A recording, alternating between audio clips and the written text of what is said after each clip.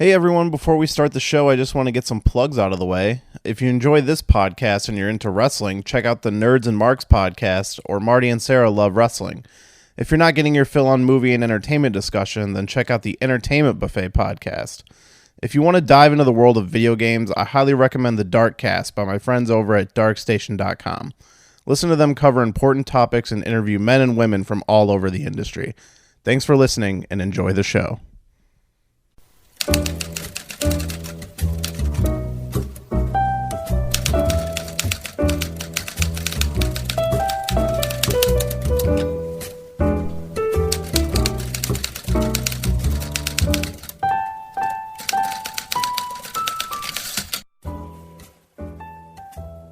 Hello everyone and welcome to Shelved episode 29? Yeah, I think 29. We'll go with that. I don't have the numbering right in front of me. I am your host, Jeremy Meyer. Sorry this episode's going up a little late on Friday. Normally I like to put them up at midnight so people can download them right away, but some things got in the way of me recording the intro here, so I'm actually recording this like minutes before it goes online. But today's episode is going to be a fun one. I sat down, my friend Berto, who you may remember from, or Alberto, sorry, I'm used to calling him Berto, who you may remember from our Superman Lives episode and our Power Rangers episode. Two of my favorites and two of the most viewed, so be sure to check those ones out. But we originally sat down because we were going to talk about the Amazing Spider-Man 3 and the Sinister Six movies that were originally going to follow Amazing Spider-Man 2 and eventually got canceled when Spider-Man went into the Marvel Universe. So that's kind of what the main point of the discussion was going to be. And we do cover all of that stuff. And the thing to point out about that is there's no script for this episode because there's no script that has leaked out for this. But there are a lot of details that have come out in the recent months. Mark Webb has been out there talking, I don't want to say smack or shit.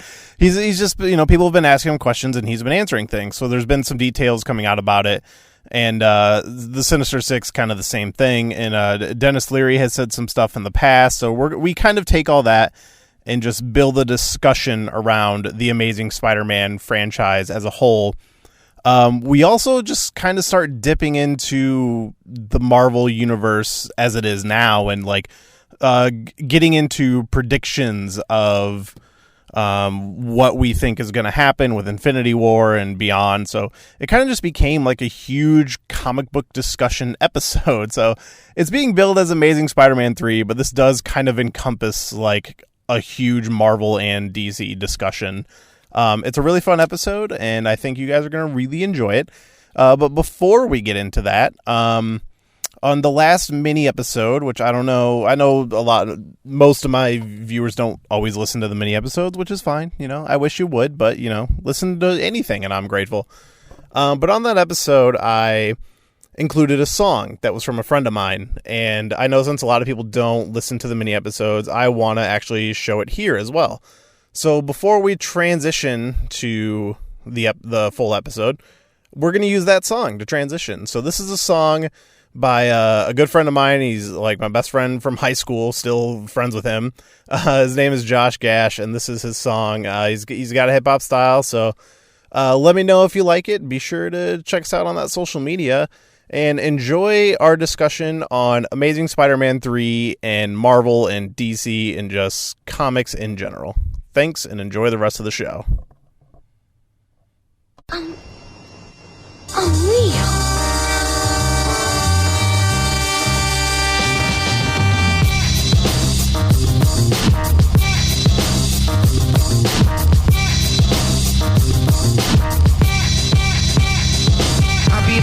In the galaxy, that's my policy. Anyone thinking that they as hot as me's a fallacy. I'm stepping out of these boundaries. The sound of beats empowers me for hours to devour these cowardly MCs. Till they pin C's and they bins leak. Oil on the exhaust, getting engulfed in flames and can't breathe. You pansies ain't even man enough to try attacking me. I rock you fucking babies to sleep like Casey Anthony. You wanna rush, I'll charge you like a battery while I'm ripping the microphone savagely. Are you mad at me? I'm cutting the record and checking the anatomy. Performing surgery on the beat and making a masterpiece. I'm ill, got skill, I don't even know how to chill. Everybody around the world's been getting killed. Everyone is just finger fucking each other, taking pills. Thanks to the dollar bill, thank God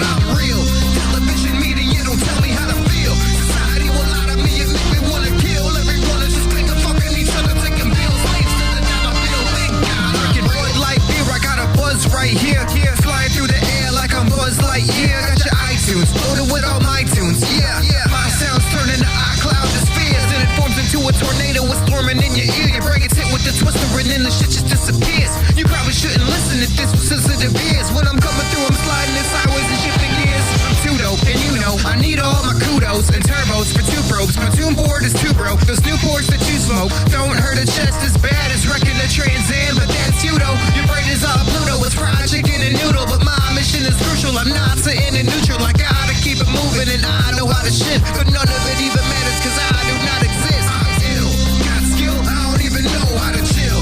Everybody around the world's been getting killed. Everyone is just finger fucking each other, taking pills. Slaves to the dollar bill. Thank God I'm real.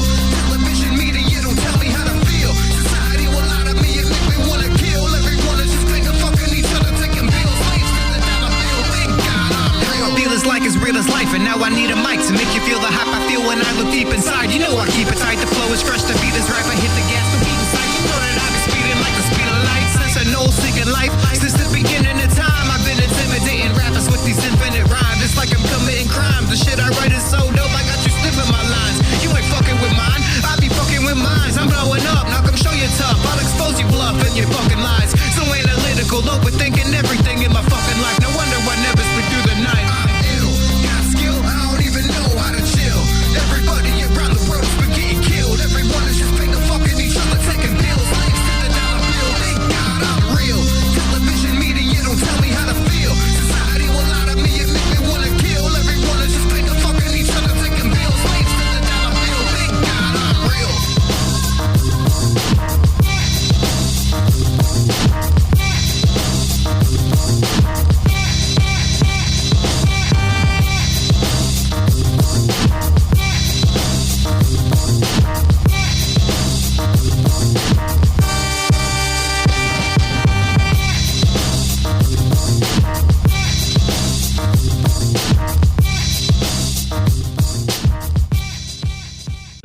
When they started announcing Star Wars movies, I wanted an Obi-Wan movie right from the beginning. So, Yeah. especially with Ewan McGregor. Yeah, well, I mean, like, he's constantly just, like I said, he's like, hey, what about me? What about me? I'll do stuff. And it's like, Yeah, he gets asked like every month, and it's like, oh, I would 100% come back, and why wouldn't you? yeah, and I'm sure they've had conversations with him in passing, and he's probably just like, yo, Yeah. I am up for fucking, especially now, he's like, I'm going to be making, before Yeah. I made Star Wars money, now I'm making Star Wars money. I know Hayden Christensen has also said he really wants to come back. I'd like to see it just because, like, give these actors a good director and see if they can do better. Yeah. Like, Which Ewan McGregor was great in the prequels, but everyone, kind of hated on Hayden Christensen, it's rightfully. sad. It's so coarse. It gets everywhere. Yeah. But, I mean, give him a better director. I bet you could even take that same script with a better director and make a better movie. Let's just remake the prequels. Yeah. Just I mean, won't they eventually, do you think? I mean, they keep saying they're just going to keep going forward, but I mean, give it like 30 years, and they're like, you know what? We're going to remake them all. I mean, you can't really. I mean, the prequels are okay to me.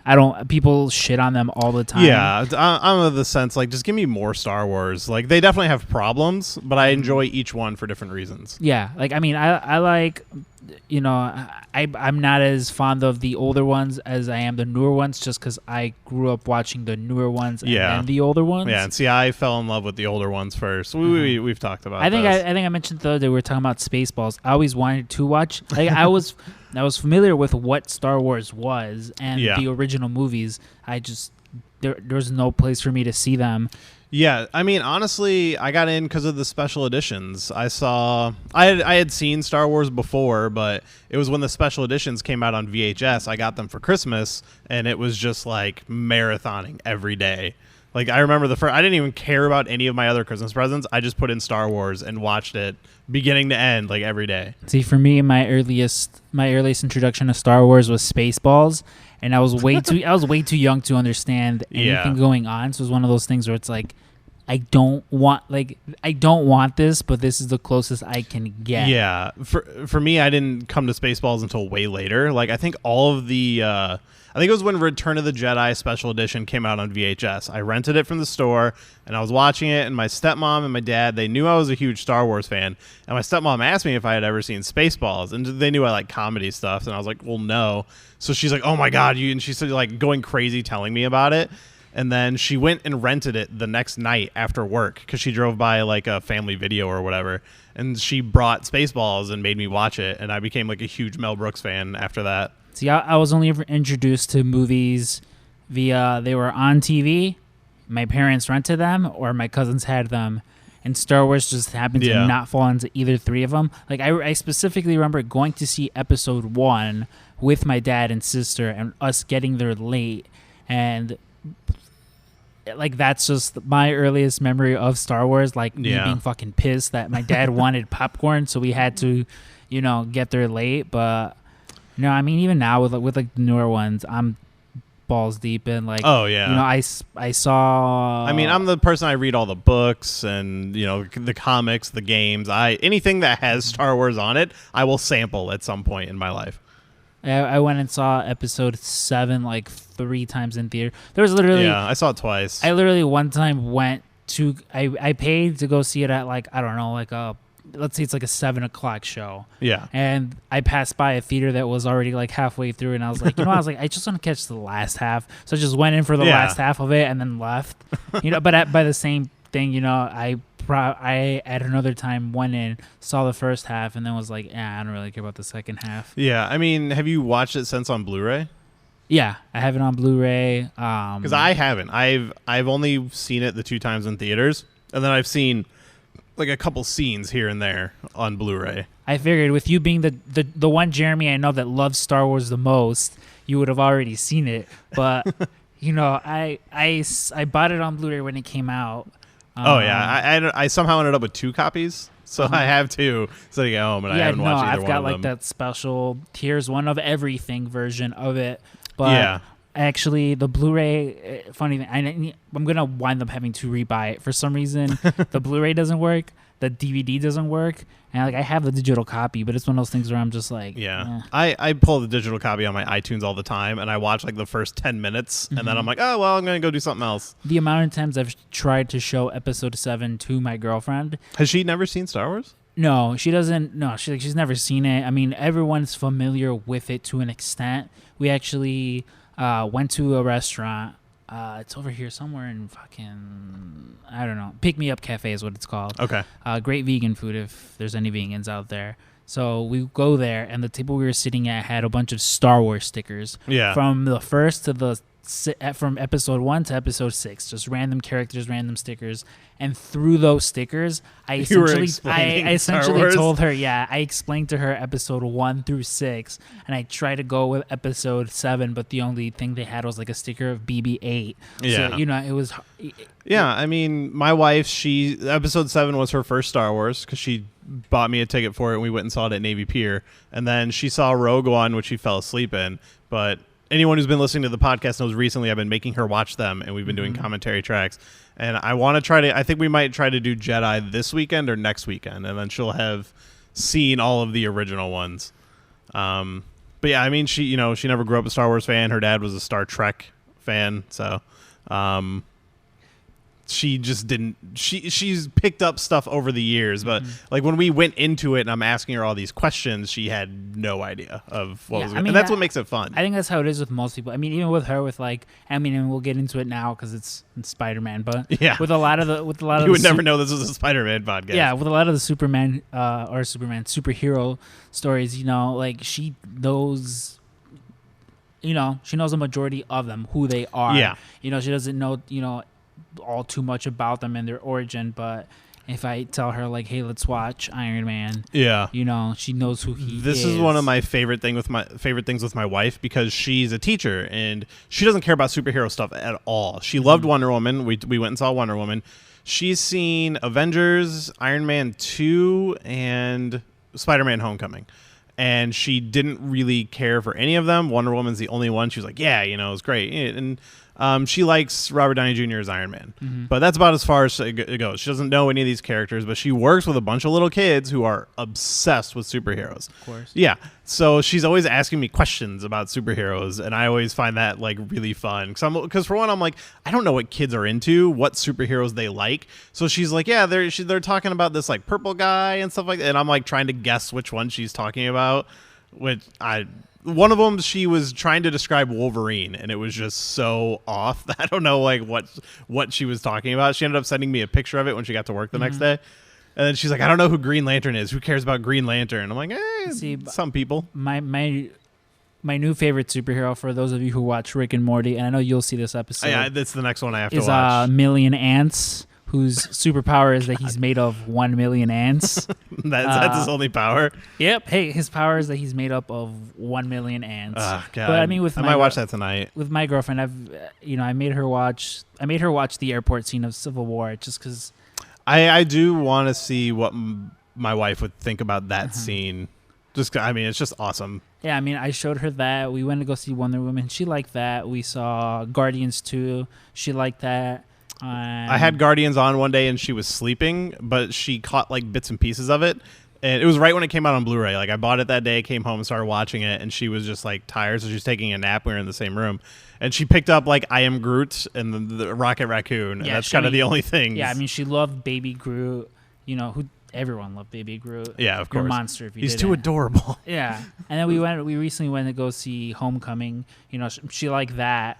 I've tried to get her to watch Logan with me twice, but I would love to get my wife to watch Logan.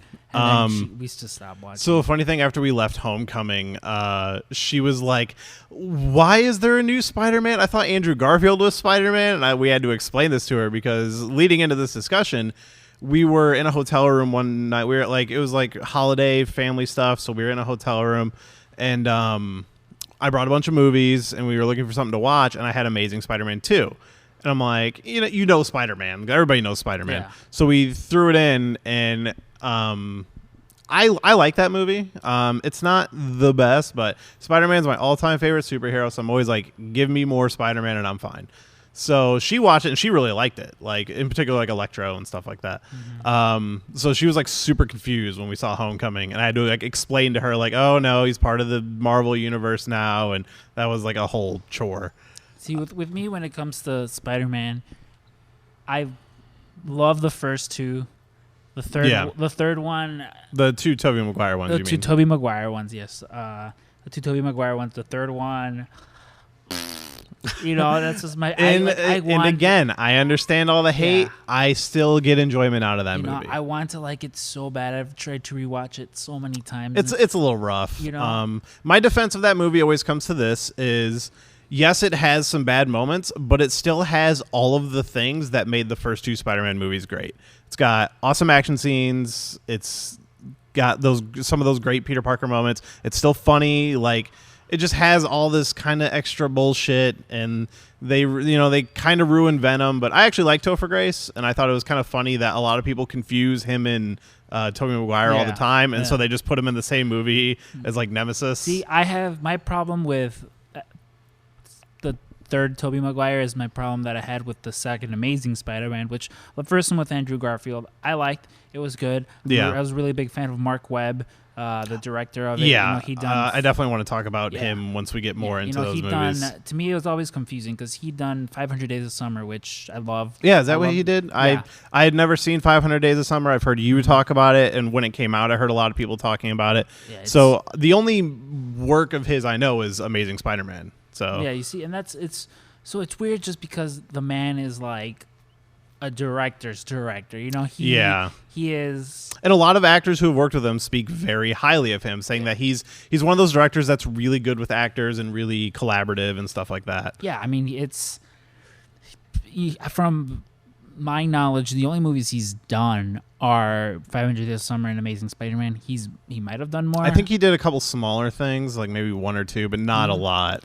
Yeah, I mean, it's kind of like you get Christopher Nolan, who's good at, these serious dramas and, art films. Yeah.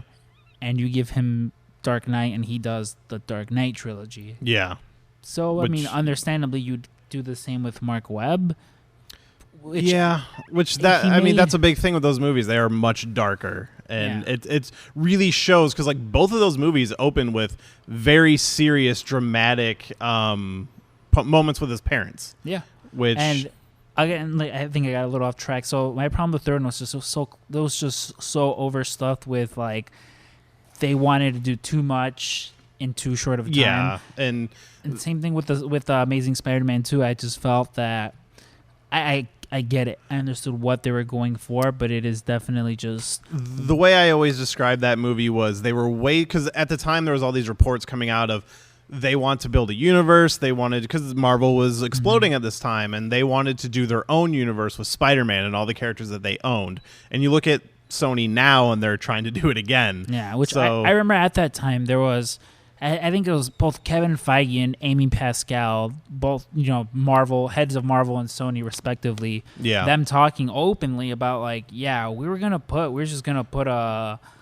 the Avengers Tower in the background of Amazing Spider-Man. No, they were going to put the Oscorp Tower in the background of Avengers. Oh, okay. Yeah, I always get the two confused. Yeah. But yeah, there was talks because they both came out in 2012. Yeah, they came out very close to each other. Yeah. And that was their thing of like, hey, because I think Joss Whedon was really trying to get Spider-Man in Avengers, and he wanted him in Avengers 2 in particular. I remember him talking about that at the end of Avengers 2, he wanted to have Captain Marvel and Spider-Man just be in there, regardless of what he did not care about, like the legality. And apparently they were very close to a deal, and that was going to be the seed planted. Was, hey, in the background of Avengers, you can see Oscorp. Yeah, which and that would have been awesome. Yeah, had number 2 just been written a little better, or just made a little better. If they could have integrated those two universes, by all means. Yeah. So when the first one came out, what was your feeling about it? Because there was the whole situation with Sam Raimi's Spider-Man 4, which some news came out eventually, and it was like it was going to have Vulture, it was going to have Kraven, I believe, and Mysterio. I think Mysterio was only going to be in a montage. Like, some information came out, and the movie was going to open with a montage of him squashing a bunch of like C-list villains, including like Mysterio. And, that whole project, it took too long. They were really bitter about Spider-Man 3. So he asked for more time, and they said, no, fuck you. We're just going to reboot it, which was ridiculous. By then, by the time I heard, because I think I might have been like graduating high school by the time that was don't make me feel out. old. And, I felt a sense of nostalgia for the older ones. Those are the ones I grew up on, Yeah. I mean, that's everyone's first Spider-Man, live-action movie. So I saw the first 2 in theaters, and it was some of the best theater experiences I had. Yeah. I remember going to see the third one, and we had to sit like super close to the screen just because, again, my dad loves popcorn. So yeah, we had to go do that. But I was a little excited, but at the same time kind of just, let's see what they do with this. Which, I went to go see that first one, and I wasn't thrilled with it, but I thought, hey, this is fine. I see where they're going with it. Fuck it. Let's see what they do part 2, because there's always going to be a part 2, unless you're Fantastic Four. But, and there's always going to be a part 2. Pretty well. I think it made like $600-700 million. So, I mean, it did well. Yeah, and with the thing with Spider-Man, which I'm kind of glad that they did even with Homecoming, is you have so many villains. Yeah. You have so many. There's just... And Spider-Man, like Batman, I think has some of the best villains. Like, everybody always says, like, Batman has the best villain in comics, but I would say Spider-Man, to me, like, because Batman, it's like Joker, Penguin, Riddler. Those are kind of my 3 that I really care about when they're being covered and done well. But then he's got a bunch of villains, like maybe Scarecrow, that... Man-Bat. Yeah, which he's like one of my least favorites. And then, but like Spider-Man, it's like Venom, Carnage, Green Goblin, Hobgoblin, Doc Ock. Like, I think he's got a Mysterio, Kingpin. And I like Mysterio. He's kind of like one of those lower level villains, but when he shows up and he's used well, he's kind of fun. Yeah, like I think the animated TV show, the original one in the 90s, kind of balanced that out, where it was like, I mean, it was definitely villain of the week, but they did a pretty good job. I mean, even... There was Disney has an animated Spider-Man. I don't know if it's still going on. They had Ultimate Spider-Man, which is ending, and they are starting a new one that feels kind of in the same vein as that show. And I didn't like Ultimate Spider-Man because the thing is, Sony had an amazing Spider-Man cartoon called Spectacular Spider-Man, and then Disney bought Marvel, and they're like, "Oh, well, that's on Sony's stuff, so we're going to cancel that show." And it only ran 2 seasons. It's the best Spider-Man cartoon ever made, I will say. And people can argue with me about the 90s one. I have rewatched the 90s one. I love it. Spectacular Spider-Man was a million times better because it was modern. It was really good. They blended the comics and the movie universes perfectly. So like they borrowed some stuff from the movies, like the Sam Raimi movies, but it felt like its own thing. And it's the biggest tragedy that it only got 2 seasons. And the Disney cartoons have just never been able to replace it for me. No, I understand what you mean. I know, and I know we've talked about this too, but before Disney bought Marvel, there was Earth's Mightiest Heroes, which, you know, just the Avengers show, and that show was so good at like introducing everyone very well, and I've always heard good things about that one. and then just that bringing in everyone, you know, like there's one episode which I feel like this would be an awesome. This is me pitching Avengers 4 in case the Russos or Kevin Feige are listening. There's an episode where it's Reed Richard and Sue Storm's kid, when, you know, it's like some future version of him. I know that I'll remember the name, probably won't, but he's this like big cosmic evil bad guy, time travels. He basically takes the core team of the Avengers, which leaves Spider-Man, Wolverine, kind of like the new Defenders. Avengers. Yeah, it's like new Avengers, you know. Yeah, because the new Avengers team was Spider-Man. It was the first time they're like, hey, let's put our Marvel A-list players in the Avengers team. So it was like Spider-Man, Wolverine, I think Luke Cage, Spider-Woman, and a bunch of others. Because at the time, like, the movies hadn't come out, so Iron Man wasn't very popular, Captain America wasn't very popular, so it sounds kind of reminiscent of that. Yeah, team. it was literally, you know, something like that, which was cool, you know, because it's one of those things where you can't have 17 characters in one show all at once, which again was kind of my problem with the Amazing Spider-Man number 2, where they tried to they introduced Rhino, which was all right, I guess. I was fine with his introduction in the beginning of the movie. I wish they didn't have the extra scene of him at the end. Yeah. Where he's in the suit and everything, which, like, it's cool. You got to see fucking Rhino in a movie. But at the same time, it felt like a little much because they were just, like, as I said with that movie, it's substance over story. Like, or I don't know if that was the right way to say that, but they were like, let's build a universe instead of tell a story. And that was the biggest failing in that movie for me. I still really enjoy Amazing Spider-Man 2. But I kind of want to finish talking about the first one a little bit. Did you have more to that? No, I mean, the first one, like I said, it was good. I really liked Dennis Leary. I liked his character. Dennis Leary, he's one of my favorite comedians, one of my favorite actors. Yeah. So having him in a Spider-Man movie was a really cool moment for me. And I felt like they did the Lizard good. They did him justice. Yeah, like when they put out the early pictures of him, I'm like, oh, he looks stupid. But like when you're watching the movie, it kind of just goes away. And you're like, this is fine. And it's a villain they haven't done before. It's probably not the one I would have picked for the first villain, but it worked.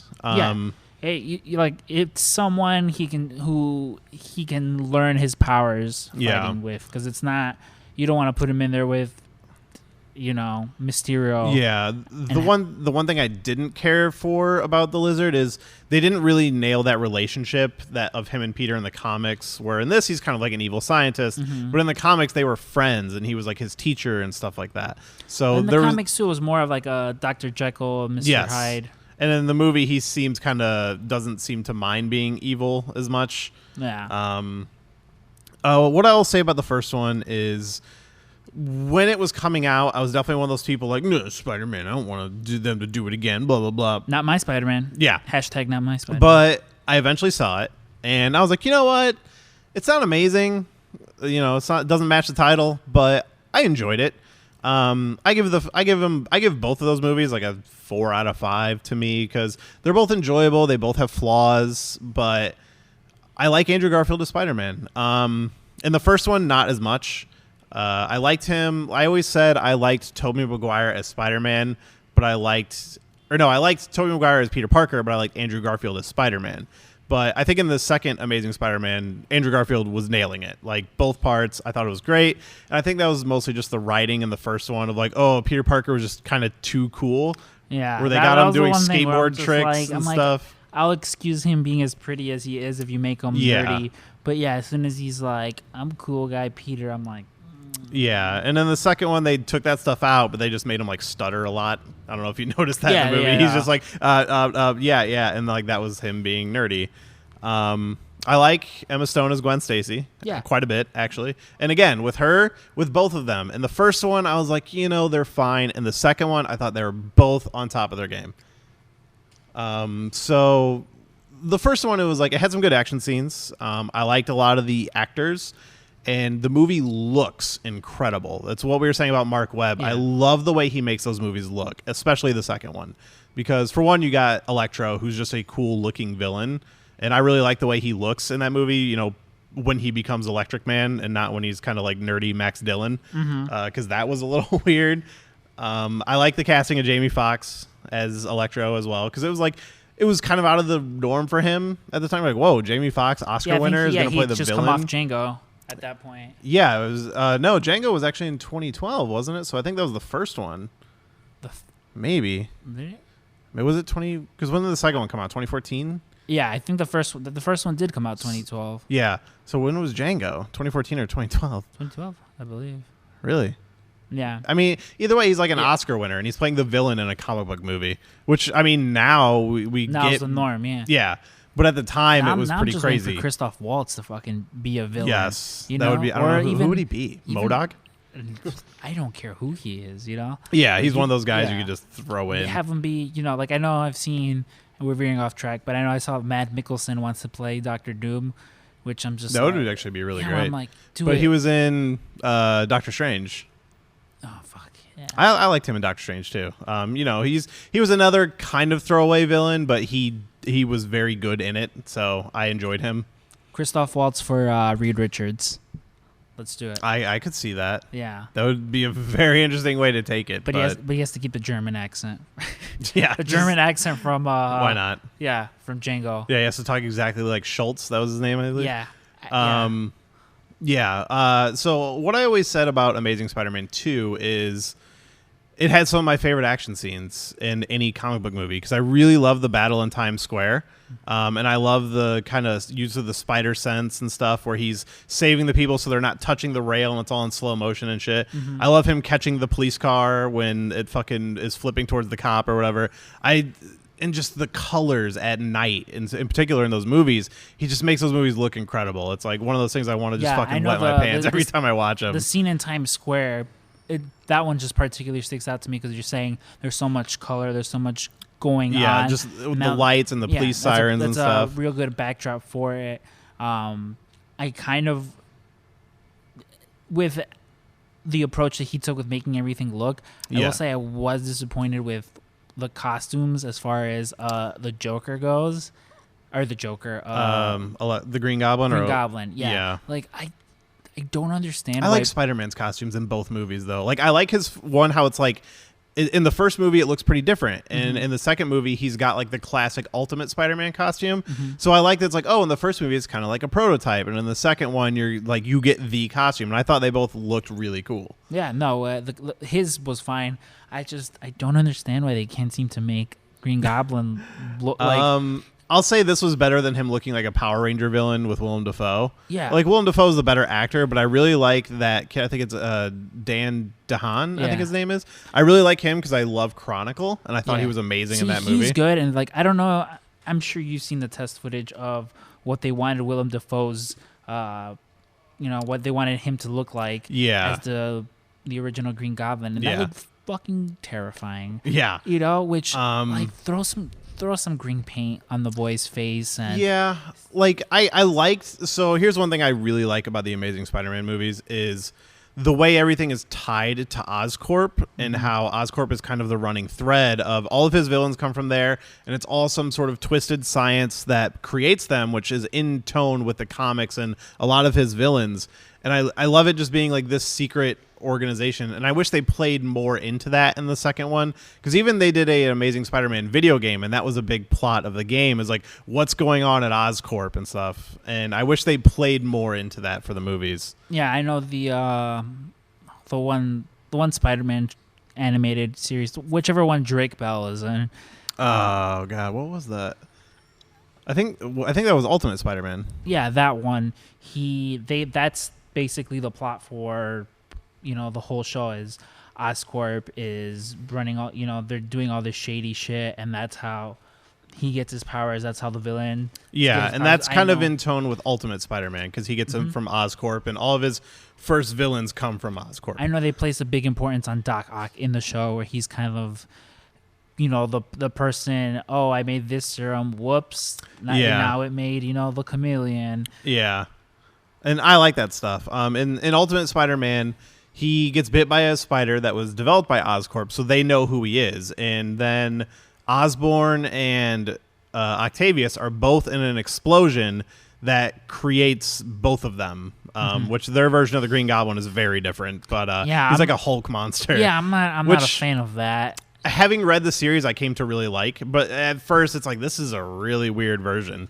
But Ultimate Spider-Man is my all-time favorite comic book series of all time, and I will defend it to the grave. See, I think aesthetically, I just love classic Green Goblin. And he's definitely the better Goblin, but I like Ultimate as like an alternate take on it. Like even if they did just like, hey, we'll do Hobgoblin's costume where he has like the hood and everything. Yeah, I don't know. To me, that looks cool, and I'm like, I feel like there's a practical way of pulling that off, especially, So I liked what created the Green Goblin in Amazing Spider-Man 2 of him injecting the blood or the serum or whatever.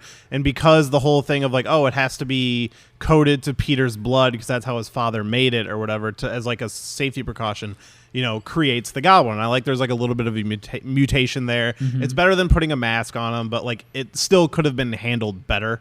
Like even if they just made his skin green, because I like what they did where they're like, his teeth are all fucking gross. Yeah, and his like kind of ears go pointing. Yeah. He looks Goblin-esque. Yeah, like but the suit and the glider just feel like the same thing from the first movie, which I mean, it's probably not that different from the comics, so it's hard to fault it for that. No, yeah, like you don't have to put pointy elf slippers on him and things like that, but it's like you can give him a wrist laser like the way he had the finger lasers in the comics. Like give him something. Yeah, they could definitely do something but it's those things where.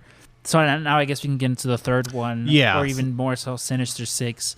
When I was reading about the lineup itself that they wanted for the Sinister Six, Well, I guess we'll start with Sinister Six because the way that it seems to be worded is that Sinister Six was going to come after Spider-Man 2. Which, if you saw Spider-Man 2 at the end, they show all the stuff. Yeah, which who was this? Who's this mystery man? They never say, and that was something they were going to carry over in all the movies. Yeah, so he's not from the comics. Yeah, for those of you who haven't seen it, the way it ends is there is a mystery man walking down some creepy corridor of like Oscorp. In Oscorp, and you see, the vulture's wings, octopus's tentacles. Yeah.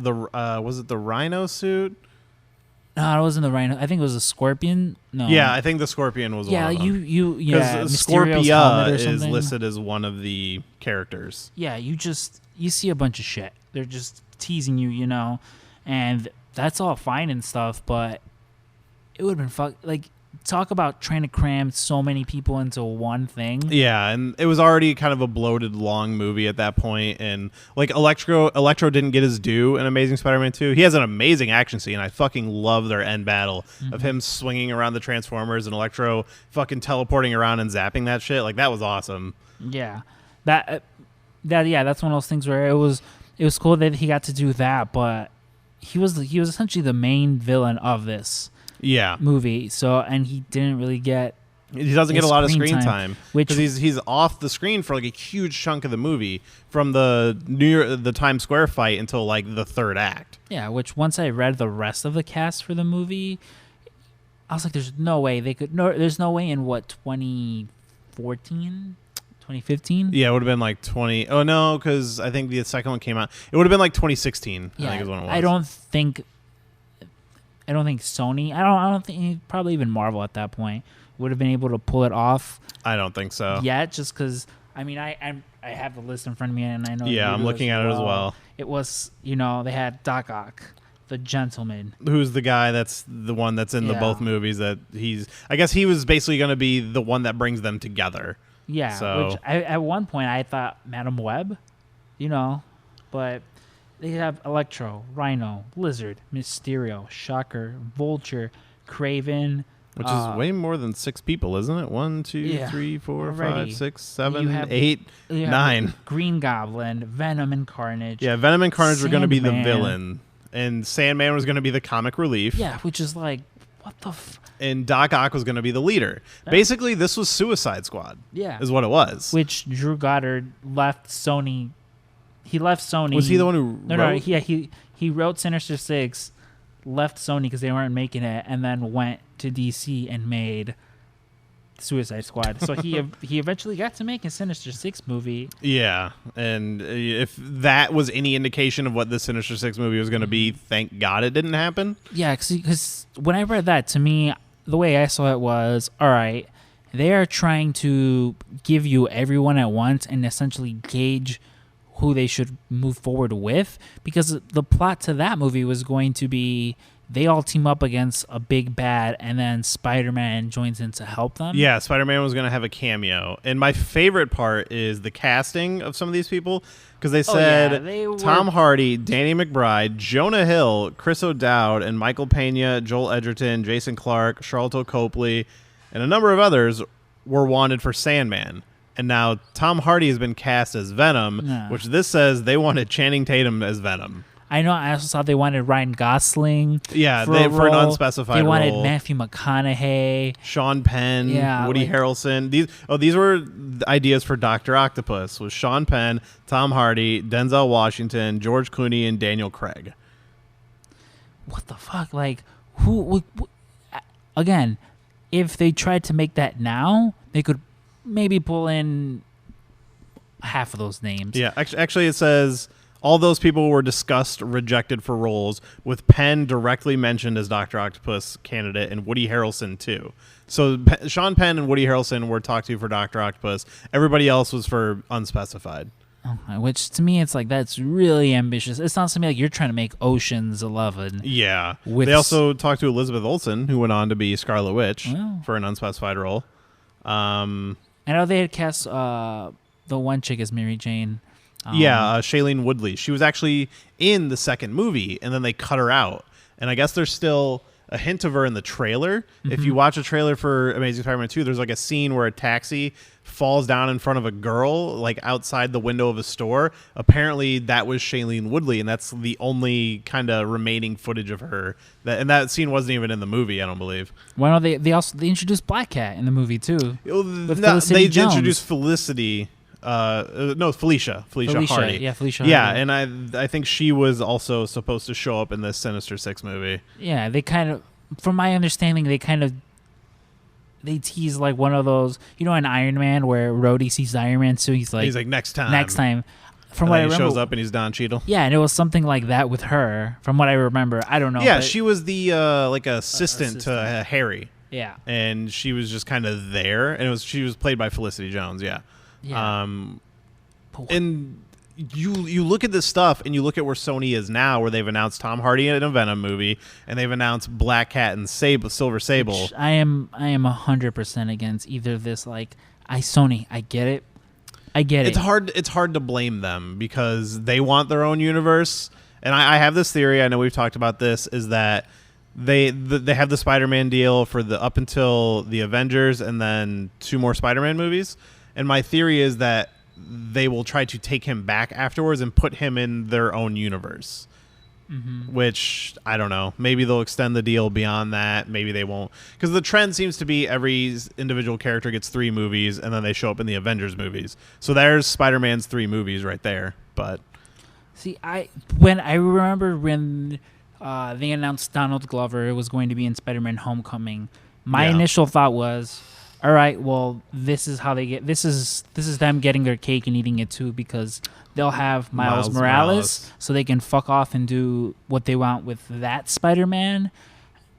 Meanwhile, and then you have Peter Parker also doing this stuff. I get it that it's not the same. I mean, they do reference Miles. Through Donald Glover. Yeah, because he plays his uncle, who's the one who gives him his powers in the comic. I don't know, have you read the Miles Morales stuff? Like, do you know that story? I'm familiar with it, where his uncle dies, and then his uncle was the Prowler. He was like a D-list villain, and he was basically like a cat burglar type guy. And he stole a spider from Oscorp, which was destroyed. And there was like a surviving spider, and he was tasked by somebody. And Miles was his nephew, and they kind of got along, even though his parents didn't like him because everyone knew his uncle was a bad guy. And Miles was hanging out at his house, and the spider escaped his bag and bit him, and that's where he got his powers. And then eventually, Miles he finds out who Miles is, and is like, "You're gonna help me," and that's the way it is. And then Miles deciding to be the good guy. They get into a fight that ends up with his uncle dying, and that's kind of his arc. Which I get. You couldn't really do that. I mean, that really wouldn't have fit in with Spider-Man Homecoming. No. I think it's good that you at least plant that seed so you can introduce Miles Morales later. Maybe because currently they're actually doing a Spider-Man comic called Spider-Men, which has Peter Parker and Miles Morales. Maybe do a Spider-Men movie and introduce them. Yeah. Or even go Web Warriors and bring in fucking... Spider-Woman, Spider-Gwen, which is going to come up in a few minutes here. I don't know if you saw that part. Yeah, they were there. Well, yeah, that part was... I guess we can just get into it, because that's pretty much it for Sinister Six. But so Amazing Spider-Man 3. There's not a ton of information out there, but what is out there is things like Dennis Leary saying that his character was going to be brought back to life. And that implies that Gwen Stacy was going to come back. Possibly even Uncle Ben was going to come back. And it sounds like they're going to do the Clone Saga, which I don't know if you know anything about that, is the most hated storyline in Spider-Man history. Yeah, I'm familiar with it just based off of that, just based off people's hatred for it. It was like an event that was only supposed to last like 12 issues and ran for 2 years. And it just kept getting dragged out, and everyone hated it. And yeah, it's just one of those ones that's held up there. It's like, yeah, this is like the worst event. Yeah, and I know what some of you guys are wondering. How are these people coming back to life? Well, it's because Spider-Man can bring people back to life. Yeah, the quote from Dennis Leary is that he figures out some formula, and that's all he really says, that he can bring people back to life. So Spider-Man is the mad scientist in this. Yeah, which is just like when I read that, I'm like, you know what? Thank God Marvel's kind of running that ship right now, because that's just fucking weird. Yeah, and after Spider-Man 2 was like, all right, it was a little rocky, but they could recover with a third movie. And knowing that this is their plan, I'm like, oh, okay. That's on par with emo Peter dancing in a coffee shop with Mary Jane. Yeah. I tell you what, I would much rather Andrew Garfield show up in that third Amazing Spider-Man as an emo kid dancing with Gwen Stacy or someone. do kind of get emo Andrew Garfield at the end of 2 after they kill Gwen Stacy. I'm talking full on Tobey Maguire guy liner. Like, that's just... Oh, he does wear guy liner in that, doesn't he? That's just weird that was the route they wanted to go down, especially in a post-Avengers world where they're starting to take it a little bit more serious, and that just blew my mind when I read that. The one good thing that would have come out of it is they're saying we probably would have got Spider-Gwen, which I don't know if anybody has checked out Spider-Gwen stuff, but basically it's Gwen Stacy exists in a universe where she got bit by the spider instead of Peter Parker, and Peter Parker he became the Lizard, and then he dies, and everybody blames Spider-Girl, which is what she calls herself, but the comic is called Spider-Gwen. And it's interesting. I read the first volume, and I liked it, but... I've heard of it and stuff, and that's one of those things... It's pretty big in cosplay. Yeah, that's one of those things where its biggest popularity I'm is. Like, I disagree with that. Just the idea of it. It's an alternate universe, which is fine, and they introduced her character, and they did this big event, which is really good, called Spider-Verse, where all of the Spider-Men characters from different universes all have to team up to fight these like vampire-like creatures that are trying to kill them all, which is really good, and that was her introduction. See, my thing is, and I don't mean to come off as a misogynist if that is how I sound. So be it. I'm not, but when I heard of Spider-Gwen, to me it just seemed like Spider-Man for girls, which is that is what it is. And I'm fine with it. Which, they already had things like Spider-Woman and stuff like that. Spider-Woman, Jessica Drew, I think that's what they call her. Yeah. I've never read any of her the stuff. idea just seems kind of dumb. There's a lot of things Marvel does right, But for every well thought of written original character, it's like here's. I'll say I like the idea of Spider-Gwen just because, like, having read it, I was like, all right, this is cool, but I didn't love the book, and most of that comes from the writing. I don't know the name of the guy who's writing it. I don't know what else he's done, but I enjoyed the book, but I didn't like love it the way I love some other Spider-Man stuff. So maybe if they got a better writer in there. They actually introduced another female spider character called Silk in that same run of Spider-Man, and I actually like her a lot more. And her whole story was she got bit by the same spider that killed Peter. Like, it bit him, he knocked it off, it bit her, and then somebody stepped on it. And then she got locked away in a bunker for like 17 years due to some kind of weird premonition stuff.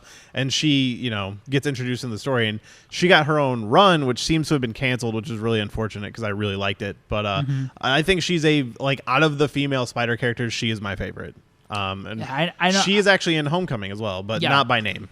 Yeah, I know. No, isn't she in there? She's one of the just students. By name. Yeah, her name because her name is Cindy Moon, and so there is a character named Cindy Moon in Homecoming, but she doesn't seem to have any real relation to the comic character.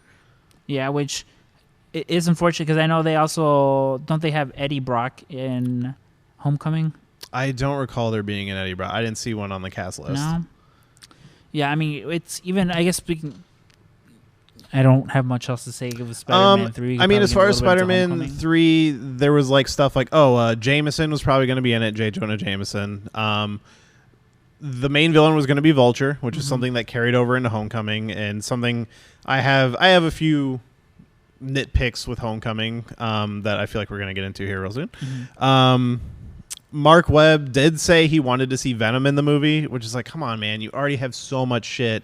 Like, why are you making the same mistakes you've already seen made in a previous Spider-Man movie? Like, you're not even jumping franchises here. See, to me, I feel the easiest way, if they wanted to do Venom, the easiest way to have gone about it is just do the animated 90s version where it comes in like a spaceship, like a NASA ship is crashing, comes in on the NASA ship. Like, even in Spider-Man 3, coming in on the meteor, but it needs to be a bigger focus in the movie. Like, every time we've seen it, it's always just like, oh, it's kind of like slid in there a little bit. Yeah. But that should be a main villain of the fucking movie. Yeah, or even if you want to introduce, I don't know, there's, okay, the Guardians, hey, their ship crashed because something hit it. Oh, here's the symbiote. Yeah. They just happened to crash in New York. There's ways to go. There's way to go about it instead of just like we're introducing them and we won't talk about them until the third act. Yeah, and this leads to the cancellation of the movie, which I don't know if you read this part, but this sounds like some just serious Hollywood bullshit, which happens all the time. Which the story of the cancellation goes. The second movie got lukewarm reviews. Like, it did all right. I think it made less than the first one, but still made like $600 million at least. They got the lukewarm reviews, and then Andrew Garfield was supposed to do like a press event for something, and he canceled last minute. And it sounds like he canceled for like a legitimate reason, like he was sick or something. But basically, the producer was just like, "Oh, fuck this! Like, we just don't want him back." I remember that event going down, and like in real time because I remember keeping up to that. And yeah, see, I wasn't following it. This was the first I heard what about had happened was Andrew Garfield was out in publicly saying, "Yeah, Spider-Man." Oh yeah, he was Spider-Man definitely 2 saying, was meh. And he said that the original script was better and that the movie got changed. And I know one of the things they had a problem with was him and what's her name, Emma Stone's relationship. They were dating in real life. Yeah, because they were dating in real life, and they were both, from what I remember hearing, is they were both very difficult to deal with. I could see that. Especially as far as, hey, here we cast Shailene Woodley as Mary Jane. She also didn't want to come back for the third one because she was really pissed about being cut out of the second one. And the reason she was cut out of the second one was because Emma Stone did not want to play. She was like, no. Like, and they tried to spin it. Like, I know Mark Webb was saying that, like, oh, it's too much. The story's just getting too big, and so we needed to cut stuff out to save for the sequels, which maybe it's true. I don't know. That movie was pretty crammed with shit, but it sounds like they just took out all of that shit and replaced it with a bunch of other bullshit that to build the universe. Like, I feel like all that universe stuff was crammed in. Which I feel, like what happened. I feel like what happened to Mark Webb was exactly what happened to Joss Whedon, where they were like, hey, yeah, you make this movie, but also, by the way, you have to put in all of this because we're setting up this movie, that movie, and the other.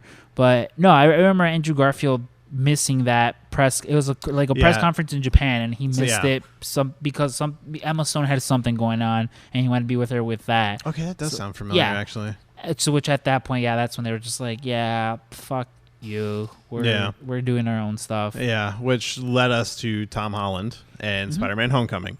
I reviewed Spider-Man: Homecoming. Fun fact: my first interaction with one Jeremy Meyer at 1 Hour Tease was it was within my first week or so of working here at 1 Hour Tease. I read something online about like, oh yeah, Spider-Man might be in this upcoming Civil War movie. Yeah, and I remember like, oh my god, I remember going to the back of the store to talk to Ziz about it. And I had no idea who you were. I don't even remember this. Yeah, no, I remember it. Yeah, so I go back there. I'm like, yeah, you hear, he's going to be in this. And then this guy, I don't even know. I've never even talked to him, turning around and telling me, yeah, Spider-Man is never going to be in a Marvel movie, dude. Don't even think about it. Something along those lines, I've eaten my words on worse things. Yeah, and I was just like, fuck this guy. I don't know who the fuck he is, but I'm going to see Spider-Man with them. I never thought it would happen. It was an unprecedented thing. It's still crazy to think about. Especially that Marvel's like, yeah, just you can keep all the money. Just let us keep all the merch money. That whole, and I always forget about the merch thing. It's still crazy to think about that's a thing. Like, we've never seen studios work together like that, especially one like Disney and Sony. Especially they're just like, hey, don't worry about it. Sit back and relax. We are going to. I mean, from my understanding, what Sony pays for... the deal is they pay for their own movies. Marvel handles the creative. And when it's a Spider-Man movie, Sony gets all the money. When it's an Avengers movie, Marvel gets all the money. And they apparently get all the merchandise, too. I always forget about that. But yeah, that's the deal they worked out. And also, Sony can use any of the Marvel Avenger characters. Really? Yeah. So they could put Hulk in the next one if they want, and Marvel doesn't get a dime from it. But that's part of the deal. So I saw Spider-Man: Homecoming. I don't remember if I ever talked about the trailers on the podcast, but leading up to it, I was excited in the sense that I love Spider-Man, so I'll see any Spider-Man movie. And when the trailers came out, I was kind of looking at it the same way I looked at the Amazing Spider-Man movies, where I'm like, this doesn't look like my Spider-Man. So I'll say when Civil War came out, I was like, I wasn't completely sold on Tom Holland. I was like, it seems good, but we just didn't see enough of him in the movie. So I'm like, half of this of what we're seeing is CG, so it's hard to even tell, like, how will this kid be a Spider-Man? It was definitely a good first impression. And when I saw the movie, I love Tom Holland. Like, Tom Holland is easily the best Spider-Man. And I came out of the movie initially, and I really liked it. I didn't love it. I really liked it. Like, I was hoping to love it, just wanting to, but I feel like if you're going to change so much, why don't you just make it Miles Morales? Like, I don't know. I know you really like Homecoming. Yeah, see, with me, I watched, I think, 2 trailers. Especially now with movies, like, I try not to watch the trailers. I don't like. I mean, we talked about this the other day with the next Star Wars movie. There hasn't been a trailer. I would just don't give me a trailer. Yeah, they put out a teaser. Yeah, and my general thing is I'll usually watch the teaser and I'll usually watch the first official trailer. Yeah, and then depending on where I'm at from there, I might not watch anything else or I might watch everything. With Spider-Man: Homecoming, I watched all of the trailers, and with each one, I was like, it's selling me a little more each time. When I came out of the movie, I was like, yeah, I really liked it. And I was like, I have some problems with it, very minor. I reviewed it on the show. I said I'd give it like a 4 out of 5. As I've been thinking about it more and more since the movie came out, it's kind of been falling a little bit for me. And I'm trying to get to that place where I'm like, I haven't seen it again since. And this one has actually made like not a lot of money as much as I thought it would. It's made $700 million. But for a Spider-Man movie, who's one of the most popular superheroes, I thought it would make more, especially because it's a Marvel movie. It's in the universe. At first I was kind of like, oh, there's like some nitpicky things, but I really like the movie. But the more I think about it, it's like, I don't like Robert Downey Jr. at all in the movie. I kind of wish that stuff was gone. Mm-hmm. And I think the biggest problem with Homecoming is it's coming so late in the Marvel Universe. If this came when they wanted it, when Avengers was around, I think we could have had some of the best Spider-Man movies we've ever seen. And this one's still up there. Spider-Man 2 is still my favorite. Mm-hmm. But I would put this one like third, maybe. Mm-hmm. Is it your favorite? See, with me, I haven't seen it a second time. You know, I saw it the one time. I mean, it's not for any reason other than I just busy. I'm just busy. Yeah, because you're usually one to see movies like 2 or 3 times in theaters. Yeah, you know, and especially now it's like a little harder. I have a girlfriend, so I can't just be like, I'm leaving at 1 a.m. to go watch. Yeah, you're a big midnight. I've never gone to a midnight show, and you've gone to like every midnight show. Yeah, I almost had to see Rogue One at 4 in the morning. Oh my god, you were dying at 4 in the morning because I was afraid I would not make the 1 o'clock show, but thanks to my manager Frank, he let me leave early so I could catch it, and I caught it. But no, I mean, I liked Homecoming. I was extremely disappointed with Donald Glover just because because he wasn't Miles. I knew he wasn't going to be Miles Morales. He's too old. Yeah, that's the problem. And he's too old and he's too busy. Yeah. So I knew he wasn't going to be I was Miles. kind of just disappointed with him in the movie. I felt like he wasn't really trying. Like, he delivered all of his lines. Yeah. He just seemed so bored. Yeah, which, again, it might have been one of those things where, you know, they were like, yeah, you might. No, yeah. Well, hey, ultimately, you're just going to be... I'd like to see him come back as the Prowler. I think that'd be fun. Yeah, you know, but, again, that was the one part I was disappointed with. I mean, the rest of the movie was fine. I liked it. I loved the supporting characters. I liked him. I liked how... I liked Jon Favreau way more than I expected to. Yeah, old, grumpy Jon Favreau is... Which I like him a lot in the Iron Man movies, too. Especially, we rewatched Iron Man 3 not that long ago, and it's one of the first times I've seen it since theaters. And I like him in that movie. He has, like, a lot of really funny parts in the beginning. And it was, like, fun to see him back as that character. Yeah, it was weird seeing him. It was nice. And he's in it way back. more than Robert Downey Jr. is. Yeah, that was the one thing it did. Like, Robert Downey, I mean, to me, I expected him to be in there a lot more than he actually was, and I was happy that he wasn't in as much as he should, as the commercials made it seem. Yeah, it seemed like it was... Like, I expected them to have an action scene together, and they don't, really. Yeah, which... Like, the boat is kind of the only time. Yeah. I wouldn't call Iron Man's part action. He's just there. He just kind of comes in and saves the day. But yeah. No, I mean, I really liked it. The Vulture was probably the best. He's the thing that makes me keep loving the movie. The more I think about, like, I don't know if I like it, I'm like, oh yeah, but Michael Keaton was so fucking great. He was so good. And it's the thing that's preventing my score from dropping. Because literally the best part in the movie is the fucking twist. And it was something I knew about before the movie came out. It stumbled across me somewhere. I don't even remember where. Completely forgot about it when I was watching the movie. So when they do the reveal of him being Liz's dad, I was like, oh, fuck, I totally forgot. And I was still surprised. And then the scene of them in the car is the best scene in the fucking movie. Oh, my God. Like, he should get a fucking Oscar for this movie. And it's such a small thing. Yeah, I specifically remember sitting there, like, being all squirmy-wormy, and my girlfriend's like, calm down, like, you fucking nerd. And I'm just like, no, I was literally the same story because my wife was just like, what is wrong with you? Yeah, I'm just like, no, I'm like, he knows. Like, Liz, shut your stupid mouth. They just do. He's such an amazing actor. I love Michael Keaton. I want him to win the Oscar for Birdman so bad. You have no idea how disappointed I was for that. But he's so good. Yeah, and the Vulture is great in this movie. I love the aesthetic of him. I love that they pay homage to the old costume with the fuzz on the aviator jacket, basically. Yeah, I mean they definitely made him look menacing, and it worked. To me, it worked. Yeah, because even when they said Vulture, I was like, old man, fucking Vulture, and what was essentially the Green Goblin costume from the first movie. I was like, and that was one of the things that carried over from Amazing Spider-Man 3 is the Vulture was going to be the main villain. Yeah, which it's fine. And even so, if you haven't seen it, what are you doing? Yeah, but I think we've already pretty much spoiled a lot of this movie anyway.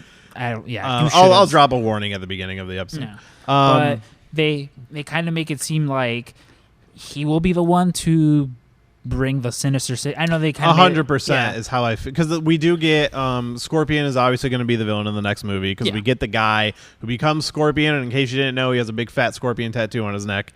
So yeah, and the way it ends and stuff of him respecting Peter for saving his life and saving his daughter's life to not drop his identity, but very clear he still wants revenge. I 100% think that the third Spider-Man movie will probably be Sinister Six, and they'll finally get there. Yeah, which is fine, because I know the next one we'll get 2 movies of him growing, and we'll get the 2 Avengers movies in between there. And then the last one will be, hey, here's him taking on a bunch of villains. Yeah, so it'll essentially be Spider-Man 5 by then. I mean, yeah, if they do more than 3, they've only confirmed 2, I think. Although Tom Holland confirmed a third one. Yeah, he said the third one. But I mean, the next Spider-Man movie will be directly after the events of Infinity Wars. Yeah, which I don't understand. I don't understand any movie, because I mean, there's that trailer for Infinity Wars.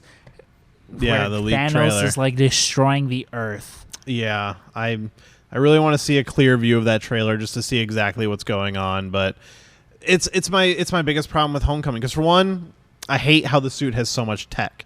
Because my problem is, we're seeing a young Spider-Man, which is great, and we're seeing him fail in attempts to do, like, he beats the villain in spite of himself in that movie, and that's kind of what I like about it. Is it feels very much like Ultimate Spider-Man, where he kind of stumbles into victory a lot. But the problem is, the suit has so much tech, and it really conflicts with this early Spider-Man, but I feel like they have to do it because they have to get him ready to fight aliens in Avengers. And we already saw the suit that he's going to have in Avengers, and we found out that is the suit he will be wearing in the movie because it's in that leaked footage. And to me, that's just, you have to, because we have to fight Thanos, but it's just a bummer because if he was introduced earlier, we could have gotten more out of it. Yeah, I mean, and it's like you said, it's one of those things where had he been introduced earlier, you could have had him in that little shitty scraggly suit. Yeah. And then the classic Spider-Man suit, and then this tech one. I'm just kind of bummed that the Iron Spider suit he's wearing won't be crimson and gold. Yeah, it looks really dumb. Like when they showed it in the movie, I was like, oh, thank God he didn't wear that. And then I'm like super bummed to see it in the Avengers footage. Well, I mean, and I've heard a lot of other people echo the same thing. People don't seem to really like that suit. Well, I mean, it's the same suit, just like an extra layer of gold. Yeah, it just looks weird, and maybe it'll look better in the movie. Hey, maybe it'll look better there. But I just feel like it's too much too soon. But we're kind of stuck. There's nothing we can do about it. I mean, Avengers is coming. That movie was already set. To me, it's kind of like this current season of Game of Thrones, in which they spent a lot of the earlier seasons just talking, and there's stuff now that they want to introduce or want to do, and it's one of those things where it's like you have a deadline, you physically do not have the time to introduce this and do that, and that's kind of what it is with Peter. That's why from the get-go they're like, where he's Spider-Man, you already know who he is. Yeah. Because at what point will Marvel be able to squeeze in anything? And like, I understand of like, hey, we're gonna jump into this movie, he's already Spider-Man. I get it, it's fine. I still hate how they don't even name drop Uncle Ben. Like the scene where he's trapped and he can't get out, he should have heard Uncle Ben's voice and not Tony's voice. And that really sticks with me. And like it didn't bother me as much in the movie, but the more I think about it, I'm like, that was a really missed opportunity, because I understand everybody's like, oh, we already seen all that stuff, blah, blah, blah, but don't treat it like poison. Like Uncle Ben is still the thing that made him Spider-Man, and not mentioning it at all, I think, is the wrong way to do it. Like even just a name drop of like when him and May are out to dinner of like, oh, you know, your uncle, it would have been great if your uncle was here. Like that's all we need. Yeah. And I definitely see both sides. I see why they didn't, and I see why they did.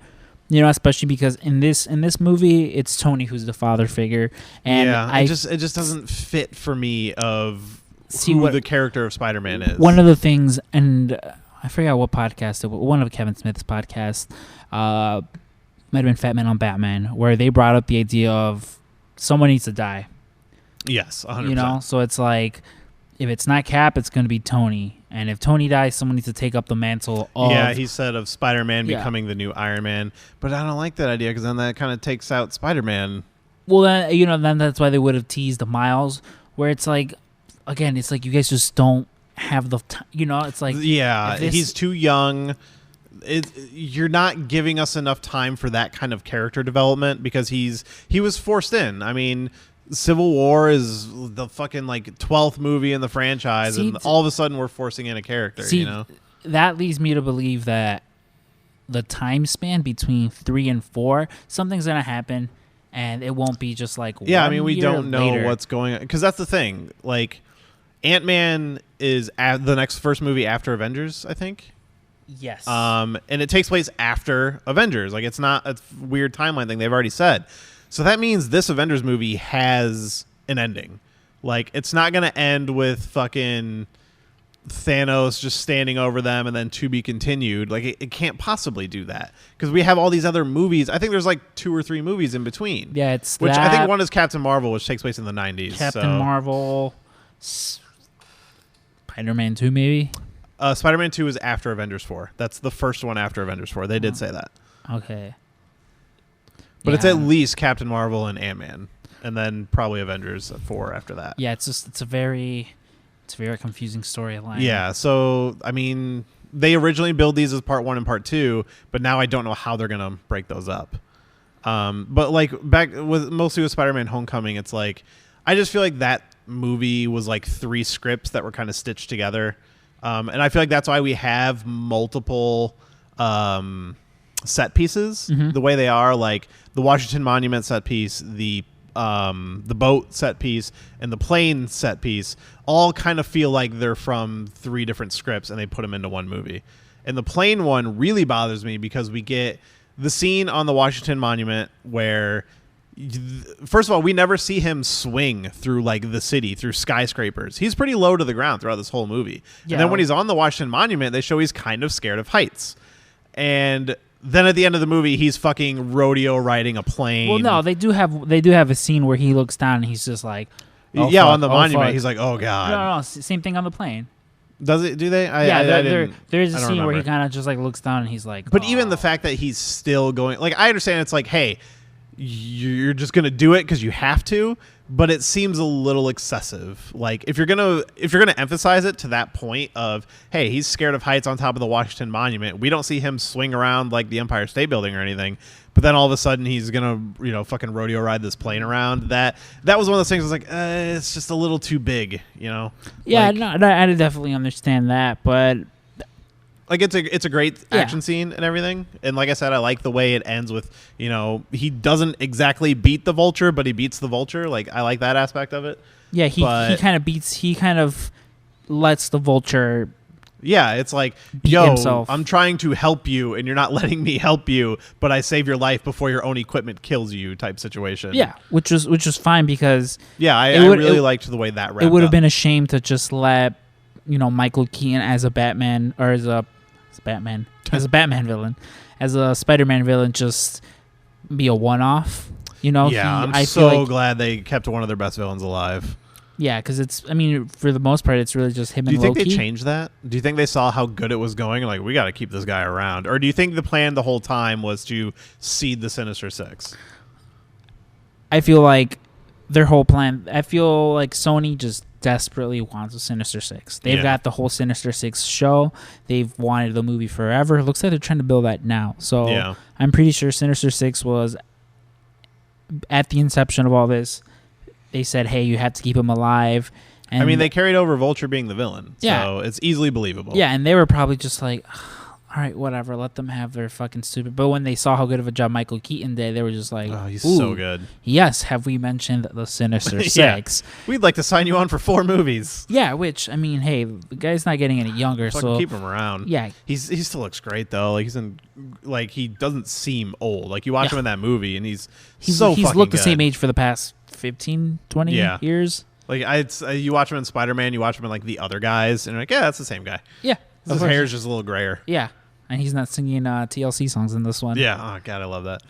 Yeah, I don't know. I still enjoy Spider-Man Homecoming, but it's not the Spider-Man movie I wanted. Which I get. You know, I totally understand. Like, and the MJ thing I think is really dumb.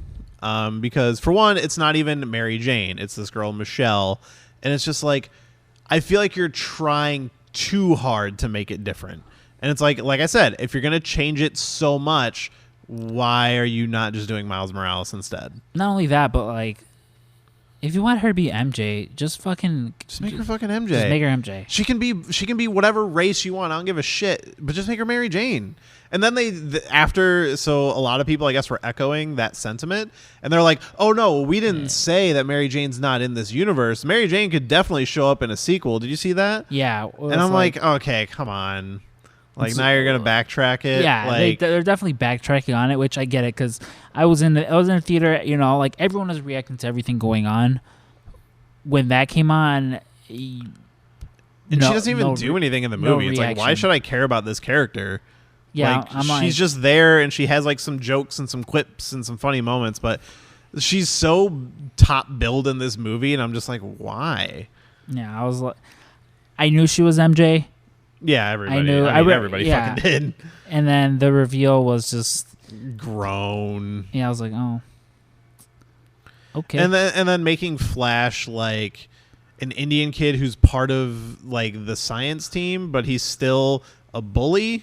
And just like, it just didn't feel true. Like, again, make him whatever race you want. That's not the part that bothers me. But it's like, you're just not staying true to these characters. I would say Penis Parker was pretty great. Oh, or was that? It was like Peter. Yeah, it was like Penis Parker. Penis Parker at the party. He's like DJing at the party. And you got Ned was probably the best character. He was so fucking great. Yeah. But again, he was Genki in Miles Morales Spider-Man. He's fucking identical to the character in that comic. Miles Morales has a best friend named Genki, who's like this chubby, I think he's Asian kid. Mm-hmm. And he's that same fucking character, and then they don't even call him the same name. It's like, what are you doing? You're just like Frankensteining together a story from like 6 different versions of Spider-Man. See, which again leads me to believe that maybe at some point they were fully on with like, fuck it, we're doing Miles, and then Sony was like, no, you're not. I mean, I feel like we will see Miles Morales in a movie. Mm-hmm. I just don't know when. And I think that would maybe be good for like the third one. So give us 3 Peter Parker movies, because that seems to be the trend. Everyone gets 3 movies. Nobody has had a 4th movie even hinted at yet. We got 3 Iron Man movies. We got 3 Cap movies. We're going to get 3 Thors. 3 Guardians has been confirmed. There's no 4th for anybody. It's just Avengers is where they show up again, or in, each other's movies. So I think, what if we get 3 Peter Parker movies? The last one is Sinister Six, and they introduce Miles in that one, and then we get 3 Miles movies. Yeah, which keeps Spider-Man going, and you don't have to use the same character, and you can bring Peter Parker back if you want to. What would even be interesting is if they go the ultimate route and do the death of Peter Parker for that 3rd movie, because that's why Miles becomes Spider-Man. Aside from having the powers, he wants to fill the void left by Peter Parker. You should really read fucking Ultimate Comics, but it's so fucking Trust good. Me, I've one of my best friends, Che. His last name is Miles. He has a black kid named whose last name is Miles. Yeah, who loves comic books. So he's always, he's. It's the only comic I'm currently buying. Every time it drops, I have to get it. He's constantly told me how good, how good of a Spider-Man Miles Morales is. And again, it's one of those things really where great. I want to read it, but it's like. I mean, all of the Miles Morales stuff you can buy in 3 volumes. Mm-hmm. Well, the original Miles Morales stuff, because then they don't have an Ultimate Universe anymore. But they put out Ultimate Comics, Spider-Man, starring Miles Morales, 3 big volumes. Highly fucking recommend it. So are all his villains just like Spider-Man's villains, but like black versions? No, he doesn't. He fights. He fights some of the same villains, like in those 70s movies where it's like Blackula. That would actually be kind of funny. He fights a lot of the same villains. He doesn't have a lot of interactions with villains. A lot of Miles' early stories are just trying to learn how to be Spider-Man. Mm-hmm. And the whole thing is, in Ultimate Comics, Peter Parker dies. And it's actually fucking one of my favorite storylines. They do it so well. It's very powerful.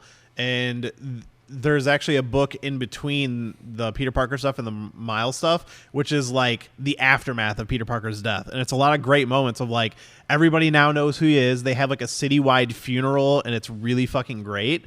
Mm-hmm. And a lot of Miles stuff is should I be doing this? Is it disrespectful to Peter? And he actually interacts with Aunt May and MJ because he goes to them and is like, I have these powers and should I be doing this? And they're the ones who convince him to do it. And then the Ultimate Universe just kind of ends. He has like a run-in with a Venom, which Venom in the Ultimate Universe is pretty different. So it's not Eddie Brock. It's kind of just like a free symbiote that he fights. And it's like a one-issue thing. It's not even a big deal. His uncle is kind of his main villain until his uncle dies. And then the Ultimate Universe ends, and now he's in the same universe as Peter Parker and all the regular villains. Yeah, which I know I've seen. His current foil is Black Cat, because Black Cat in the current Marvel Universe has become... She got slighted by Peter somehow, like, and she's like, never again. I'm not going to be this fucking little girl. And she basically has become one of the big kingpins in the city. And she's working with Hammerhead. I don't know if you've ever seen him before, but he's just a guy with like a really hard head. He's actually in the Spectacular Spider-Man cartoon. When you said Hammerhead, I instantly thought of Rick and Morty. There is an episode where there are people made of hammers, something like that. Yeah, it's probably that TV episode where it's like they're flipping through the universes.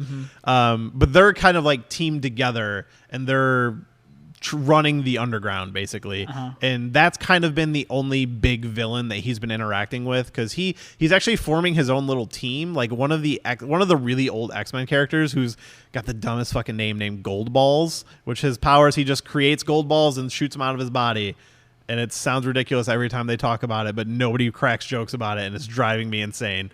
And then there's this girl named Bombshell who they introduce in the Ultimate version, and she's basically a foul-mouthed little superhero because she was actually a criminal with her mom. They somehow got these powers, and she can like create fucking things that she throws and they blow up or whatever, kind of like Gambit, but she doesn't need cards or anything like that. Yeah. And her and Miles are kind of forming a relationship, which is actually pretty interesting. But they're like, the current storyline is she got really fucked up by Hammerhead, and Miles got super pissed off and went and fucking on a rampage against him and Black Cat. And Black Cat's kind of like, she's so sick of these Spider-Man type characters, so she wants to get rid of them all. And so that's really the only main supervillain he's interacting with right now. See, I mean, it's because I know I've read some of like the newer, I think it was like Civil War 2, where he was involved in that pretty heavily. Where they have both Spider-Man, and I'm like, really? I'm like, I don't. The thing is, they haven't addressed it in a way, because I don't know if everybody knows that there used to be two universes and now there's not. And they haven't really addressed it in a way that I understand. But in the first issue of this new Miles Morales Spider-Man, he does talk to Spider-Man. Like, hey, you said it was okay for me to be Spider-Man. Oh, and actually, so they did a crossover in Ultimate. I know this is going a little long. Sorry. No, you're fine. They do a crossover in Ultimate Spider-Man where the Peter Parker from they call it the 616 universe. That's the main universe. Got thrown into the Ultimate Universe, and he teamed up with Miles Morales. And then at the end of that storyline, when he goes back to his main universe, he's like, I wonder if there's a Miles in my universe. And he Googles him, and then it ends with like an oh my god, and they never address what it is until now. They're doing an issue or another series called Spider-Man 2, and they're continuing that thread, but now they're both in the same universe, so there's two Miles Morales. See, I wish it would have been like some sort of like high school paper or like some sort of picture of Miles Morales, and as soon as he looked it up, he kind of just started disappearing, Back to the Future style. That would be even better. Like, that's why he was saying, oh my god. There's only 2 issues out so far, and the end of the first issue, they show this other Miles, which he's older, and he's got a bunch of face scars, and that's all and he seems to be super rich because he's like in a mansion. The second issue just came out yesterday. I bought it. I haven't read it yet, so I don't know if they've progressed it a little bit, but so far it starts at like, basically at the story, Miles is getting, this other evil Miles is getting away, and Peter Parker's like, I never should have let you be Spider-Man, it was my mistake, and blah blah blah, and he doesn't want him to help him, and then it flashes back and is kind of leading up to it now. So I don't know what's going on with that, but apparently there's 2 Miles Morales, and one of them seems to be evil. So see, I don't know. To me, in a perfect universe, they'll fuck with the time gem in these Avengers movies. Yeah. And I mean, they won't. I mean, they have to. I think so with Captain Marvel. Yeah, but to me, in a perfect universe, they mentioned Miles in the first one, or even if they do like the reality gem and kind of just take. At some point, I want them to leave their universe, disappear, and then whoever's left behind has to kind of pick up the slack. Yeah. The original people come back. Everyone's older. and they're kind of just like DC did a thing kind of like that. They had a huge event called Infinite Crisis, and at the end of it, Batman, Superman, and Wonder Woman go away, and they're gone for a year. And they ran a series after that called 52, which runs in real time. So each week is an actual week progressing in the story. So I assume there's 52 issues to the story. So yeah, it's like a year without Batman, Superman, and Wonder Woman, and it's all the other superheroes left to like fend for themselves, basically. And that would be interesting to do in the Marvel, because you see, like universe. I know it won't happen. I mean, they have to kill somebody. They have to do something in this next one. What I'm saying, as far as I know, won't happen is they won't bring in the TV characters onto the movies, but because everyone's always talking about how the TV side, they're just assholes when it comes to trying to work together with the movie Defenders side. comes out today when this episode comes out tomorrow for us as recording, but we'll see how that goes. Yeah, I was talking about it actually earlier with one of my buddies, Chris Castro. You can follow him at he wrestles for Freelance Wrestling over here in Chicago. Castro, as the Wild Samoan, I believe. My Twitter is at Castropolis, CASTROPOLLIS. It's also my Instagram. Yeah, so he and I were discussing, if Infinity Wars is as big and monumental as they say it is, like, how do you address what happens in TV shows afterwards, Like, you don't just say, like, you guys remember the big purple guy who was here last week, destroying everything? Like, no, at some point you have to address that. And especially because all the Defenders shows take place in New York, where most everything happens. Like, are they going to address Spider-Man at some point? I wonder. Although Spider-Man's not that... Somebody pointed out to me in Homecoming, he's kind of just the hero of Queens. He's not even like the hero of New York at the end of that movie. It's definitely everyone's kind of just like, hey, what's up? Yeah. There's even that great scene in the movie where the guy's like, oh, yeah, Spider-Man. And then when Iron Man shows up, he's like, oh, yeah, Iron Man. Like, he doesn't give a fuck about Spider-Man. Like, I kind of like that. That was another thing I liked about Homecoming. Yeah, they just stayed in Queens, where he's kind of just like, all right. Yeah, he never really goes beyond Queens that much, aside from the thing in DC. But I like how it's like, yeah, he's just this little guy in Queens. And I wonder if I don't know when they started filming Defenders, if Spider-Man was at that point. But see, I mean, to me, if they were smart, like I said, someone dies, some people disappear, they got to leave someone behind. They'll leave somebody. Doctor Strange. It'll probably be Doctor Strange who will, leave. I mean, Fox is trying to make a Doctor Strange movie. No, Doctor Doom. Oh, Doctor Doom. Yeah. Sorry. Yeah. If they left Doctor Strange with, the Defenders and like a Spider-Man and a Black Widow or a Hawkeye, someone, have them kind of just be around for a little bit, have the rest of the team come back for the second half of the fourth movie. You could pull that off. Like, you don't really need Iron Man and Cap and all these people, plus it's like, let some time go by. There has to be some sort of time jump at some point. Yeah. Like maybe after the third Avengers, before the fourth one. I don't know. Yeah, I mean, that was a lot of comic book talking. Yeah, it was a lot of comic ramble. This was supposed to be a Spider-Man centric. I mean, we came here to talk about Amazing Spider-Man 3. There's not a lot out there, but there was enough. I felt like we could discuss it. And there's just so much with the Marvel Universe going on. It's worth talking about. It quickly turned into just a Marvel podcast. Yeah, just a Marvel podcast. But I mean, that's at its core, that's what it is. It's Marvel's killing it right now with their storytelling. Yeah, we mentioned trailers earlier, and I hope this doesn't lead to a whole other long conversation. But I saw like the one trailer for Spider-Man, and I was like, I'm in. I saw the teaser and then the trailer. I was like, I'm in. And I had to keep force feeding it because I was like, I really want to like this movie. And then on the opposite side of that, I've seen that Justice League trailer, and I want to like it. Did you see the report that came out recently saying that it's unwatchable, the first cut? Yeah, I mean, as soon as they brought Joss Whedon on, I'm like, yeah, 100% he's redoing the movie for them. Which there's been a lot of talk about that too. It sounds like they might even be changing the ending. Well, yeah, I mean, from what I read is Joss Whedon came in to essentially rewrite the whole third.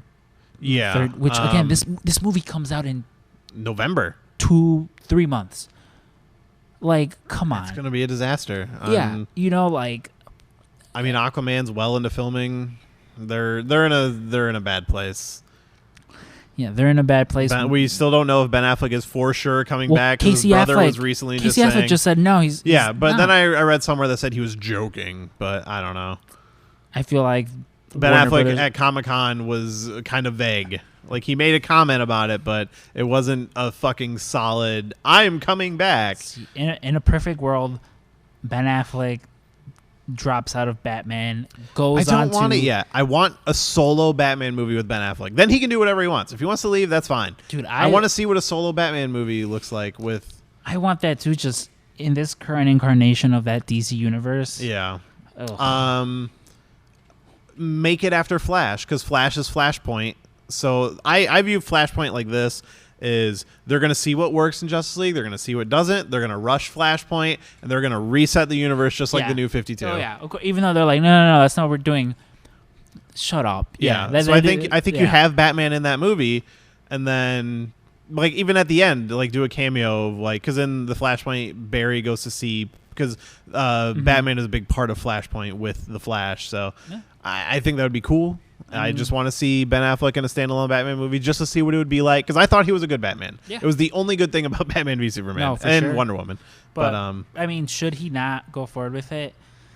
Please let the universe have him go on Fat Man on Batman with Kevin Smith. Oh my God, he never will. But I want to so bad. He won't. I don't know why they're not friends anymore. Don't talk. But he's a different guy now. I just wanted him to go on there and spill the beans and be like, yo, Jeff Johns is fucking insane. Let me tell you. No, Jeff Johns seems like the best. He seems like, I feel bad because he's like, you can tell he's kind of just like, well, my friend Kevin Feige, he has this cool thing with his Batman and his Superman. But the movies that Jeff Johns has been like, I guess the movie Wonder Woman, the one that he was most involved in was the good one. Yeah. So and I love his comic writing. He's written some of my favorite DC books. So I will put all the faith in Jeff Johns, but they fucked up by giving it to Snyder so early then putting him in charge. I feel like, hey, they took it from Snyder and that guy is not getting it back anytime I soon. know. And they're just going to be like, hey, look, I mean, I feel very much for his personal problems. I'm not going to use that as like, oh, thank God that happened so we can, because that's horrible. But I mean, he was wrong for it, and I don't think they'll want him back. I don't want him back. Just he did what he did, right off into the sunset. Yeah, it's like, bro, go take care of your family. Yeah, and go make some other movie. Yeah. If they want to adapt a DC book panel by panel, call him, because that Watchmen movie was pretty good. That 300 movie was pretty good. Yeah, he can do that. I love Watchmen. I don't care what anyone says. I'm right there with you. And I love 300. He can take a book panel by panel and do it really good. Yeah. But it's doing something where he has to actually think about stuff is not very good. Forte, no. All right. I think we can call it there. That was a lot of comic book talk. Yeah, a lot of comic. This turned into our very own episode of Fat Man on Batman. Yeah. I mean, I love talking about this stuff, and I love speculating. And now I think we made enough speculations. It'll be fun to revisit once all this shit has happened. But listen, I'm calling it now. Fantastic Four show up in the Marvel universe, and I'm saying never, because Fox is too stubborn. Yeah. It would be different if it was Sony, but Fox, they're gonna hang on to everything because they're notorious for making bad decisions. I mean, they're killing it with the X-Men and Deadpool, but we'll see at what point they're just like, all right, go ahead. I mean, the next X-Men movie will probably be pretty telling to see what they do there, but I don't know. I'm still looking forward to that. Apocalypse was okay. It wasn't terrible, but it still did fairly well. But I'll let them have that hiccup because I love the other two. Listen, you can make whatever bullshit movies you want. Just give me a Logan, and I'm fine. Oh my God, Logan was so good. Yeah. We gotta stop talking about this. We're gonna wind up another 30 minutes. So do you have anything to plug or anything like that? Not really, man. Yeah. I guess you can plug your social media if you want. Yeah, you can follow me on Instagram if you want. It's CM_Scrump. That's SCRUMP. It's pretty much the only thing I'm on. That and like Facebook. Stranger Things is coming out pretty soon. I know you're not into it. I was not. I'm gonna give season 2 a shot, but I did watch season 1. I didn't hate it, but it was just like, shrug shoulders. I just bought a bunch of Funko Pops for them. It's the worst. My friend Michael @Michael Heredia. That's we not. don't- That's we don't not. have to That's, advertise that's not a him. thing. I that's not a thing. But yeah, Michael showed me some website where they will just sell you the lot, so you don't have to individually Oh, buy really? them all. And I'm just like, literally every other day. See, I'm glad I never got into the Funko Pops because I know if I did, I would lose so much money I to fell it. in deep into that hole. Yeah, I'm trying to stay away from But it. hey, I did get 6 Power Ranger ones. 6 Power Ranger ones for $30. Yeah, which I is don't pretty know good. Why, I don't know why they were so cheap, I don't know. but I think was probably like, 'cause hey, they're new. fuck it. I I didn't give a fuck. yeah. I was like, yeah, sure, I'll scoop them up. and you can see all the picture of those on your Instagram. Yeah, you can see. Oh, I have way too many. I just bought. I literally told my girlfriend, I'm like, after I bought these Stranger Things ones, I was like, I'll take it easy and stop buying them because she's moving in with me and I'm trying to figure out how I'm going to condense all of my shit just so that it's not. It's in a the problem. way. Let me tell you. Yeah. As somebody who got married last year, it's a real problem. Yeah, and she's like, it's fine. I don't. Her thing is rather Funko Pops than like Drugs. cocaine. Yeah. Or something like that. But yeah, I was like, yeah, I'm not gonna buy any more Funko Pops. And then I just happened to stumble upon a Mr. Meeseeks exclusive. They have a Mr. Meeseeks Oh, one? They have. They have different ones. There's one of it's just him, and then they have one of him angry with a gun. And Okay, yeah, I kinda and- want that. And then they have one of him with the Meeseeks box, and I was like, God damn it! I I was gotta like, get home and watch that yeah, new Rick and yeah, Morty. I was like, now I have to buy this. So Yeah, actually, that angry one with the gun I might want. And I also just today, again, my girlfriend doesn't know about this yet. I haven't told her. That's her coming now because she's angry. But I bought, I don't know what it is. It's that just Rick and Morty set. Yeah. Like, it's the garage, and it's Rick and Morty in there, but it also has the little alien that Rick kills in that episode where Unity leaves him and it comes that's with a one of my spaceship. favorites. And the other one I also bought was, what's his name? Anti-Eyes Johnson. It's just... I don't Remember remember that? There's that episode where they're watching like the random TV from the Oh, universes. yeah. He's like, I'm Anti-Eyes Johnson from Anti-Eyes Johnson. I don't remember it Electricals." enough. I remember really liking the first one, I assume. I remember liking that episode. It's just been so long since I've seen it. I don't remember it. Yeah. They also had a Scary Terry one. And I have not Scary Terry's so bought good. yet, but just, Oh, that shows. I gotta get home and watch that new one. yeah. Go home and watch Rick and Morty. That's what I'm plugging. Yeah. Rick and Morty on Adult Fucking- Swim. Everybody Sundays should at be 11. watching that show.